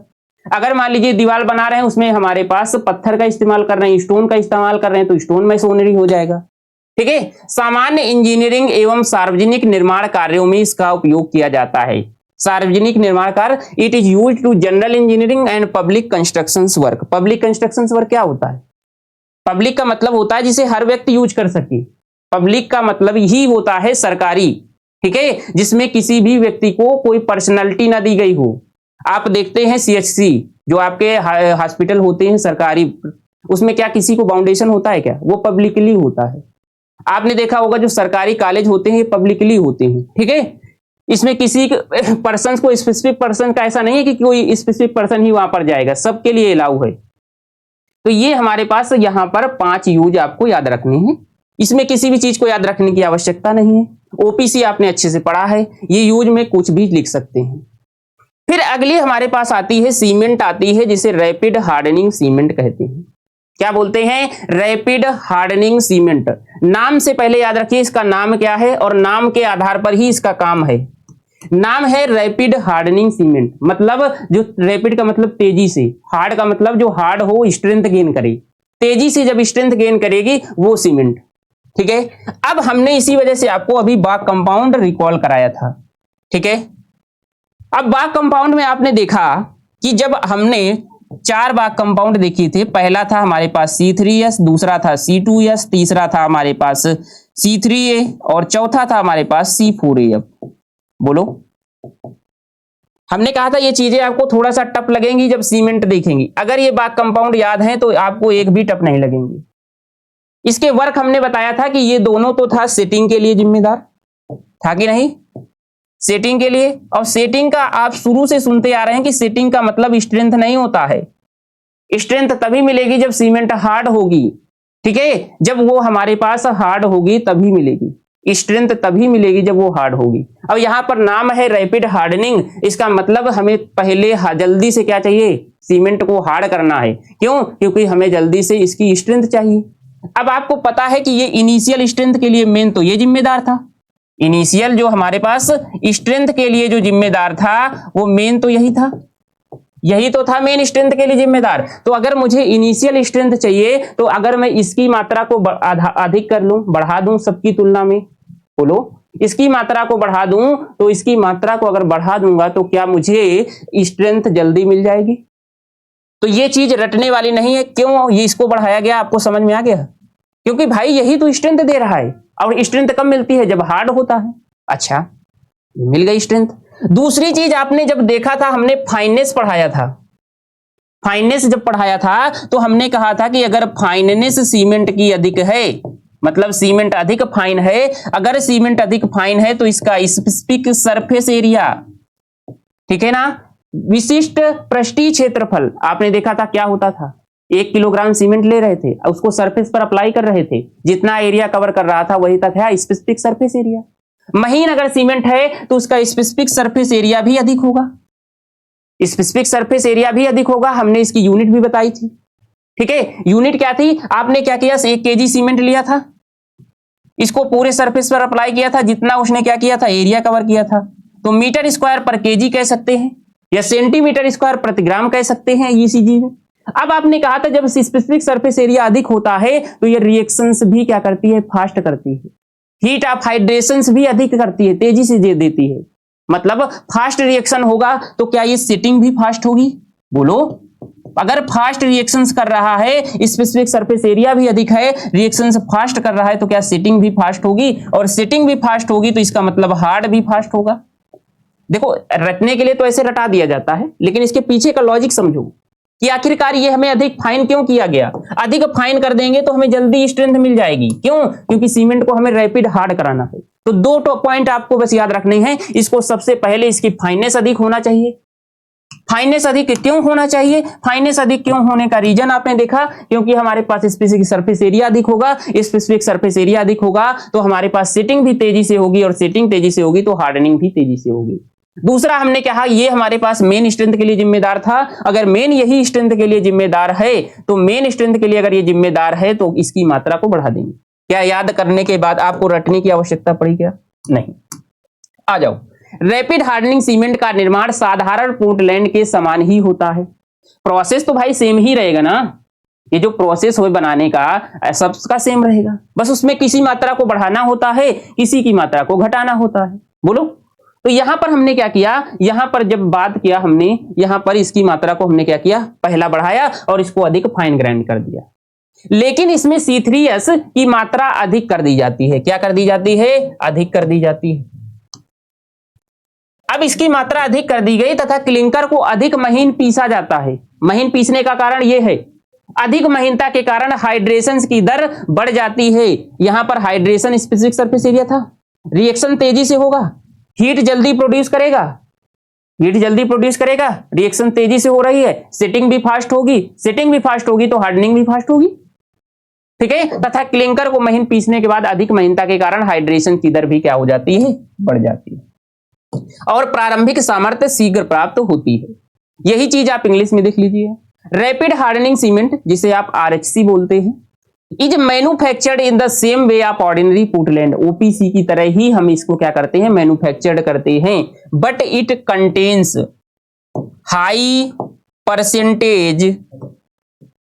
Percentage of C3S tricalcium silicate and the clinker is ground more finally का मतलब मोर फाइन करते हैं ड्यू टू ग्रेटर फाइननेस। अगर हमारे पास अधिक फाइननेस होगी या महीन होगा सीमेंट तो हमारे पास क्या होगी, the rate of hydration increase and high early strength is obtain. जिससे रेट ऑफ हाइड्रेशन बढ़ेगा, रेट ऑफ हाइड्रेशन बढ़ेगा तो सेटिंग बढ़ेगी, सेटिंग बढ़ेगी तो हमारे पास क्या हो जाएगा, ये अधिक स्ट्रेंथ गेन हो जाएगा। अब देखो इसका मेन यूज, इसके कोई स्पेसिफिक यूज है क्या? हाँ, नाम है रैपिड हार्डनिंग। हमने कहा जहां जल्दी हमें स्ट्रेंथ चाहिए होगी वहां पर यूज कर लेंगे। जल्दी स्ट्रेंथ चाहिए होगी कहां? हमने एक रोड बनाया, आरसीसी का रोड कंस्ट्रक्ट किया। अब हमारे पास इतना समय नहीं है कि हम उसको 2 से 3 दिन तक वहां पर हम लोग रोक के रखे, लोगों का आवागमन होगा, ट्रैफिक होगा, तो उसकी वजह से हम चाहते हैं कि रैपिड हार्ड हो जाए, सीमेंट जल्दी से हार्ड हो जाए और हमें वहां पर आवागमन हो जाए। ठीक है, जहां पर आपको जैसे मान लीजिए कोई भी ठंडा प्रदेश है, कोल्ड एरिया है, ठीक है, अब वहां पर घर का कंस्ट्रक्शन हो रहा है, पता चले 10-10 दिन तक धूप ही नहीं निकल रही है। अब क्या करेंगे, अगर आपने वहां पर ओपीसी का इस्तेमाल कर लिया, अब तो ये ओपीसी इस्तेमाल कर लिया तो वो तो अपने मन की मालिक है, मतलब अपने हिसाब से ही वर्क करेगी। हमें क्या चाहिए? Rapid hard. तो इसको स्ट्रेंथ जल्दी प्रोवाइड करने के लिए वहां पर जो कोल्ड एरिया है वहां पर आप इसको इस्तेमाल कर सकते हैं, क्योंकि जल्दी हार्ड हो जाएगी तो जल्दी सेट हो जाएगी। ठीक है, इसके बाद हमारे पास यहां पर जो प्रीकास्ट कंस्ट्रक्शंस होते हैं, प्रीकास्ट समझ रहे हैं? प्रीकास्ट आपको मैं बता दूं कि प्रीकास्ट का मतलब होता है जब आप इस्तेमाल करते हैं कोई चीज उसके पहले से बनकर के आते हैं। मेट्रो बनते देखा है आपने? मेट्रो में आपको मैं दिखाता हूं प्रीकास्ट। पहले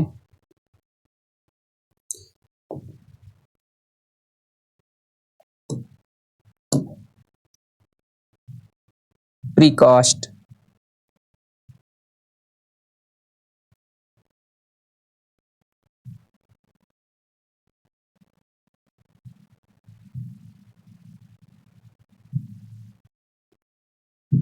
देखिए इसमें से जब आपने देखा होगा, ये आपने इस टाइम हर जगह आप देख पा रहे होंगे मेट्रो का कंस्ट्रक्शन चल रहा है ना। तो आपने देखा होगा कि जब ये मेट्रो बनती है तो यहां पर ये हमारे पास जो इस तरह से आपको दिख रहा है ना, ये आप क्या बोलेंगे? अभी के लिए तो इसको पिलर ही बोलेंगे, लेकिन इसको बोलते हैं पियर। ठीक है, जो इंजीनियरिंग लैंग्वेज में ये इनका तो कंस्ट्रक्शन होते हुए आपने देखा होगा, लेकिन इसके ऊपर जो आपको ये स्लैब दिख रही है, एक मिनट, इसके ऊपर जो आपको ये स्लैब दिख रही है, इसका क्या आपने कंस्ट्रक्शन होते हुए देखा है क्या?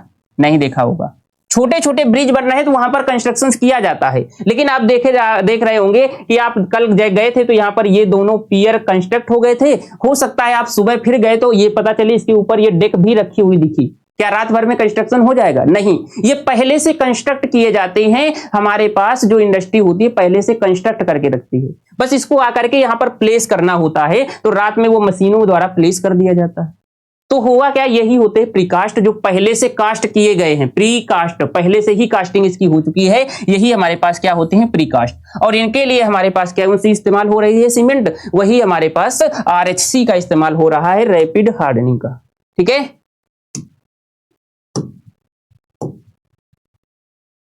चलिए अब देखिए इसी के आगे हम लोग कहां पर थे?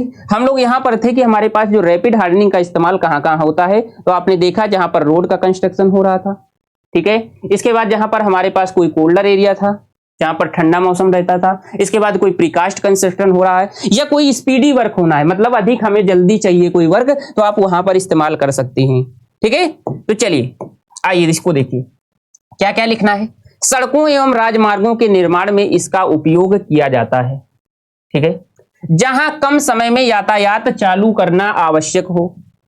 It is used the construction of road and highway where early opening to traffic is required, जहां पर ट्रैफिक हमें क्या करना हो? फास्ट रखना हो, या जल्दी हमें क्या करना हो? शुरू करना हो। ठीक है, चलिए इसके बाद आता है प्रीकास्ट एवं प्री फैब्रिकेशन। वही प्रीकास्ट वर्क या प्री फैब्रिकेशन कंक्रीट सदस्यों के निर्माण में इसका उपयोग किया जाता है। अभी हमने देखा प्रीकास्ट।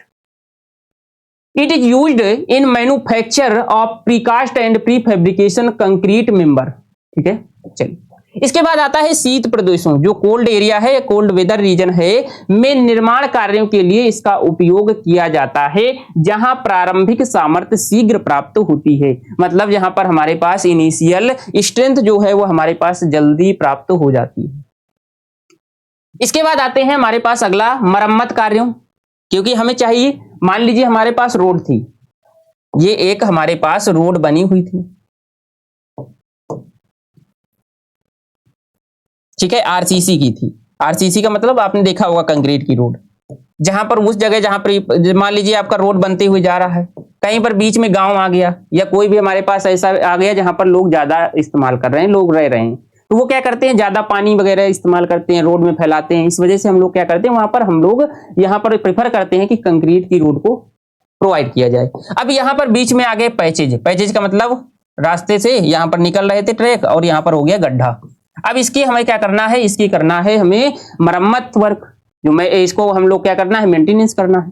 तो हम क्या करेंगे, अगर इसमें अगर नॉर्मल सीमेंट डालेंगे, यहाँ पर आप यहाँ पर जैसे ही इसको क्या करके जाएंगे, यहाँ पर जैसे ही इसको पैच को फिल करेंगे, हो सकता है दूसरा ट्रक आए इसमें जाकर के फिर से इसको पैच बना दे। तो इस वजह से हम चाहते हैं कि जल्दी हमारे पास सीमेंट क्या हो जाए, सेट हो जाए। तो इसका इस्तेमाल आप लोग यहाँ पर रोड में कर सकते हैं। ठीक है, तो आपने देखा ये पैचेज के हमारे पास क्या होता है, फिल करने में किया जाता है, जिसे आप कह सकते हैं मेंटेनेंस में। ठीक है, चलिए अब देखिए मरम्मत कार्य आपातकालीन निर्माण तथा शीघ्र पूर्ण होने वाली परियोजनाओं में इसका उपयोग किया जाता है। ठीक है, आपातकालीन निर्माण का मतलब क्या है? आपातकालीन निर्माण का मतलब यह है कि मान लीजिए कोई भी जैसे रोड निकल रहा था, उसके बीच में कोई भी पुल पड़ रहा था, अब उससे ट्रैफिक क्या होता है, वहां से डाइवर्ट करने में बड़ी तकलीफ होती है, मुसीबत होती है। अब हमें उस पुल का कंस्ट्रक्शन फास्ट करना है, तो आप उस जगह इसका इस्तेमाल कर सकते हैं केवल स्पीडी वर्क में। बाकी जब आप बड़े बड़े प्रोजेक्ट पुल वगैरह में देखेंगे तो लो हीट सीमेंट का इस्तेमाल किया जाएगा, जो आप हम लोग अभी आगे पढ़ेंगे। ठीक है, तो ये चीजें आप लिख सकते हैं। It is the repairing work, emergency construction and fast track project. चलिए अगले हमारे पास हमने दो सीमेंट देखा, एक ओपीसी देखा, अब हमारे पास दूसरा रैपिड हार्डनिंग सीमेंट देखा। एक हमारे पास अब अगली सीमेंट आती है जिसमें लो हीट सीमेंट है। ठीक है, लो हीट सीमेंट में हम लोग देखेंगे लो हीट सीमेंट के बारे में। अब देखिए हमारे पास है लो हीट सीमेंट। इसमें क्या है, इसमें भी जो चीजें आपको करना है रटना नहीं है। लो हीट का मतलब क्या है, आपने जैसे देखा रैपिड हार्डनिंग, अब लो हीट हमें चाहिए। जब हमें लो हीट चाहिए तो आपने देखा था कि सबसे ज्यादा यहां पर क्या था रिस्पॉन्सिबल हीट के लिए, अभी हम लोगों ने बाग कंपाउंड देखा था, बाग कंपाउंड देखा। हमने क्या किया, हमने यहां पर यह देखा कि सबसे ज्यादा हीट कौन दे रहा था, ये दे रहा था। अब हमें क्या चाहिए, लो हीट चाहिए। अगर मैं इसकी मात्रा को कम कर दूं तो क्या हमें लो हीट मिल जाएगी? सबसे ज्यादा इसी के पास तो हीट थी, सबसे ज्यादा तो यही दे रहा था। बोलो, इसको अगर मैं क्या कर दूं, सबसे ज्यादा अगर कर दूं तो हमारे पास क्या हो जाएगी, लो हीट सीमेंट बन जाएगी क्या? अब हमें सबसे मेन काम क्या करना है, इसी की मात्रा को बढ़ाना है, बस यही चीज पॉइंट लिख देना है। अब इसकी मात्रा को बढ़ाना है, अब कम कौन दे रहा है, इसकी मात्रा को सॉरी बढ़ाना बोल रहा हूं, कम करना है। क्यों? क्योंकि अधिक हीट दे रहा है, हमें चाहिए लो, तो इसकी मात्रा को कम करो। ये हमारे पास कम दे रहा है, ये कम दे रहा है, तो इसकी मात्रा को बढ़ा दो। बात तो वही है ना, लेकिन यहां पर मात्रा ये क्योंकि ये पुअर है तो इसकी मात्रा को बढ़ाया जाता है, इसको भी बढ़ा सकते हैं बट इसकी मात्रा मेनली बढ़ाई जाती। तो आपने यहां पर देखा कि इसकी मात्रा क्यों कम हुई, क्योंकि ये हमें ज्यादा हीट प्रोड्यूस कर रहा है। और चाहिए हमें हीट कैसी, जैसे नाम है लो हीट सीमेंट, तो इसकी मात्रा को हमें क्या करना है, कम करना है। देख लीजिए, लो हीट सीमेंट निर्माण साधारण पोर्टलैंड सीमेंट के समान किया जाता है, प्रोसेस तो वही है, लेकिन इसमें C3A ट्राई कैल्शियम एल्यूमिनेट तथा C3S की मात्रा कम रखी जाती है। ठीक है, C3S भी का मात्रा कम क्यों की गई, आपने देखा कहां गया, बाग कंपाउंड मेन कौन था, ये था, इसकी मात्रा हमने कम कर दी। ये भी इसके बाद दूसरे नंबर पर सबसे ज्यादा तो यही दे रहा है ना, इसको भी कम कर दो। दूसरे नंबर पर यही दे रहा है, कम कर दो। ये हमारे पास कम दे रहे हैं तो इनको बढ़ा दो, इनको बढ़ा दोगे तो उतनी हीट हमें मिलेगी नहीं, लो हीट चाहिए। ये हमने बढ़ा दिया, ये हमने कम किया, क्यों? क्योंकि सबसे ज्यादा ये हीट प्रोड्यूस कर रहा था। इसको भी कम किया, दूसरे नंबर पर सबसे ज्यादा हीट इसके पास थी। क्लियर है? चलो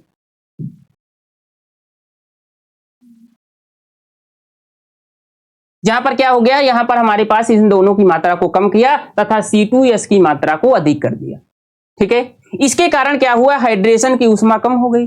अब हाइड्रेशन की जब ऊष्मा ही कम हो गई तो हाइड्रेशन प्रोसेस भी कम हो जाएगा।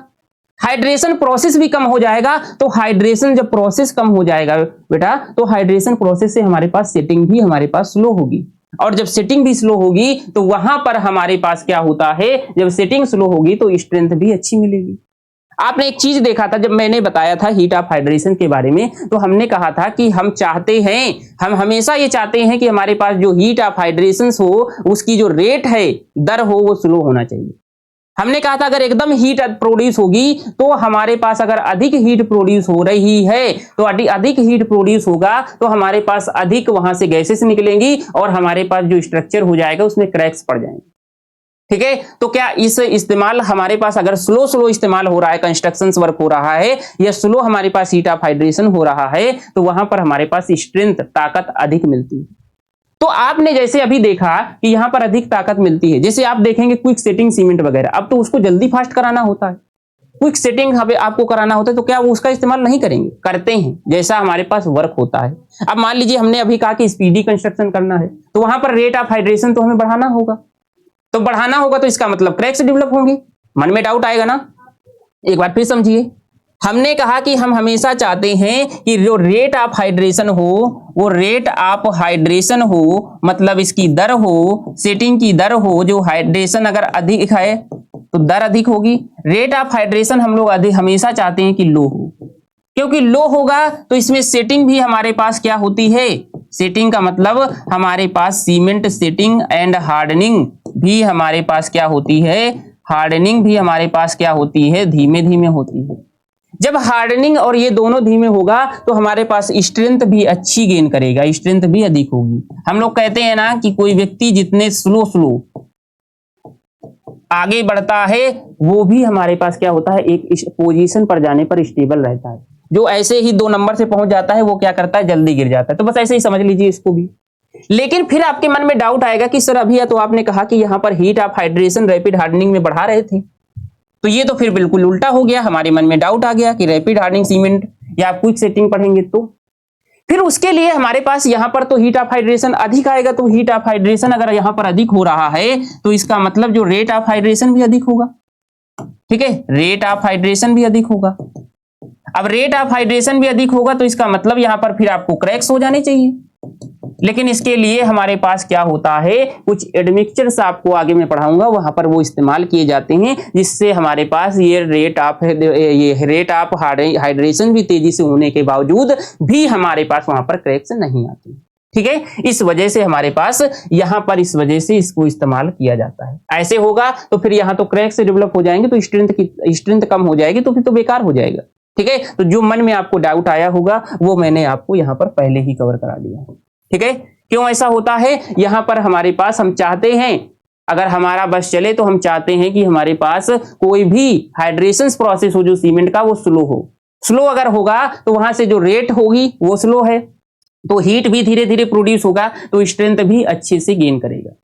ठीक है, तो अब इसका उपयोग हम लोग कहां पर करते हैं, कहां पर हम लोग थे, यहां पर हमने ये देखा कि इसके कारण हाइड्रेशन की ऊष्मा कम उत्पन्न होती है और कंक्रीट में तापित दरारों की संभावना कम हो जाती है। अब आप देख पा रहे होंगे जितने भी बड़े प्रोजेक्ट होते हैं, बड़े प्रोजेक्ट का मतलब जो मास में होते हैं, बल्क में होते हैं, जहां पर अधिक कंक्रीट इस्तेमाल होता है, जैसे आपने बड़े बड़े ब्रिज देखे, डैम देखे, पुल देखे, इसके बाद आप मेट्रो कंस्ट्रक्शन देख रहे हैं, बुलेट ट्रेन देख रहे हैं, इन सब चीजों में लो हीट सीमेंट का इस्तेमाल ही किया जाता है।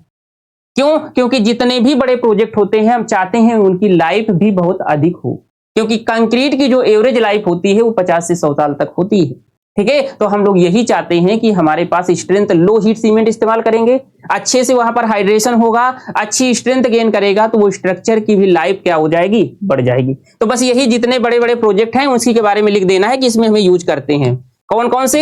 बस शॉर्ट में अगर याद रखना है तो जो मास प्रोडक्ट होते हैं, बल्क प्रोडक्ट होते हैं, सॉरी बल्क प्रोजेक्ट होते हैं, उन पर इस्तेमाल करते हैं। मास का मतलब बड़े लेवल पर। ठीक है, देखिए यूज में क्या लिखेंगे, बड़े बांधों के निर्माण में इसका उपयोग किया जाता है। मास कंक्रीट कार्यों में उपयोग किया जाता है। मास कंक्रीट का मतलब क्या होता है, यही तो है मास का मतलब, आप समझ रहे हैं। मास का मतलब होता है बहुत अधिक, जिसमें आपका डैम हो गया, ब्रिज हो गया, पियर हो गया। पियर अभी आपको दिखाया ना हमने, पियर। पियर क्या था, जब आप मेट्रो प्रोजेक्ट देखे थे, यहां पर कुछ इस तरह से, यहां पर इस तरह से ये पियर होता है। यहां पर ये नीचे आप पाइल गैप देखते हैं, इसके नीचे पाइल बनी होती है, ये अभी जानने की जरूरत नहीं है, पाइल वगैरह।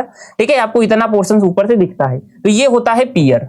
ठीक है, तो ये हमारे पास क्या होता है, पियर हो गया, जितने सभी मास वर्क में ही आती है। बड़े रिटेनिंग वाल के निर्माण में इसका उपयोग किया जाता है। रिटेनिंग वाल का उपयोग तब किया जाता है, जैसे मान लीजिए हमारे पास कोई भी रोड बन रहा था, कहां पर, कोई भी रोड ऐसी जगह बन रहा था जहां पर अधिक हाइट थी, पहाड़ी इलाका था, यहां पर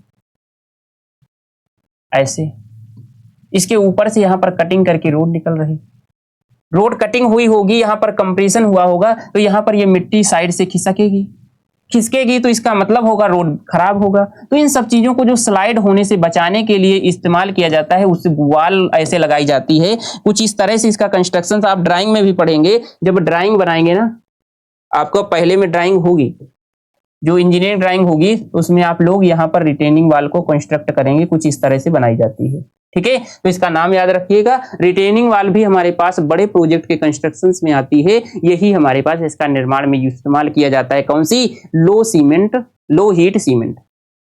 मोटी नींव का मतलब फाउंडेशन। इसके नीचे जो हमारे पास फाउंडेशन होगी ना, यहाँ पर जो फाउंडेशन होगी वो हमारे पास ऐसे पाइल होती है, लेकिन अभी पाइल मत समझिएगा क्योंकि आपको नया लग रहा होगा, क्योंकि इसी में अभी केवल इस यहाँ पर फाउंडेशन याद रखिए। मोटी नींव, राफ्ट फाउंडेशन एवं भारी आधार संरचनाओं में इसका उपयोग किया जाता है। जितने भी हमारे पास बड़े प्रोडक्ट या मास प्रोजेक्ट होते हैं, इनके कंस्ट्रक्शंस में इसका इस्तेमाल होता है। ऐसे निर्माण कार्यों में इसका उपयोग किया जाता है जहां तापी दरारों को कम करना होता है। क्यों? क्योंकि यहां पर रेट ऑफ हाइड्रेशन कम होता है, जिससे हीट भी हमारे पास आसानी से जनरेट होती है धीरे धीरे, और सेटिंग भी हमारे पास सीमेंट की क्या होती है, धीरे धीरे स्लो होती है, जिससे हमारे पास क्रैक्स क्या होते हैं, कम हो जाते हैं। ठीक है, फिर इसके आगे हम लोग जो भी सीमेंट है, अभी हमारे पास जो बची हुई सीमेंट है, उनको हम लोग कवर करेंगे अगली क्लास में, क्योंकि एक साथ इतना दिमाग में भी तो बैठाना है। ठीक है, इसमें हमने 3 सीमेंट कवर किया। पहला हमने ओपीसी कवर किया, आरएचसी कवर किया और लो हीट सीमेंट को कवर कर लिया। जो अगली क्लास होगी इसमें हम लोग इन सीमेंट के बारे में देख लेंगे। ठीक है, तो चलिए फिर मिलते हैं अगली क्लास में। एक बार अपने एंड से अच्छे से रिवाइज करिएगा, चीजों को रटने का प्रयास मत करिएगा, जो रिलेट करने का प्रयास करिएगा। हमने कहा कि जैसे भी हमारे पास रैपिड हार्डनिंग सीमेंट में हमने देखा कि जब रैपिड हार्डनिंग आप सीमेंट बना रहे थे तो हमें चाहिए रैपिड हार्ड।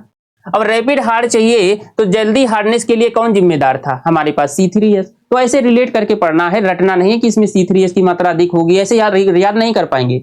लेकिन जब बाग कंपाउंड आपको याद होंगे तो आप आसानी से यहाँ पर चीजों को देख पाएंगे। ठीक है, तो ये होते हैं आपकी आज की क्लास। एक बार फिर से देख लेते हैं टाइम डेली आपका YT पर रहता है, 8 बजे आपको क्लास मिलती है 8 PM पर शाम को। और इसके जो एप्लीकेशंस में जीटेक पॉली एप्लीकेशन में है, इसका PDF भी आपको मिलता है। ठीक है, जो फ्री ऑफ कास्ट होता है। चलिए फिर मिलते हैं आप कल के क्लास में। तब तक के लिए अपना ख्याल रखिएगा। थैंक यू सो मच सभी को। Take care, bye bye.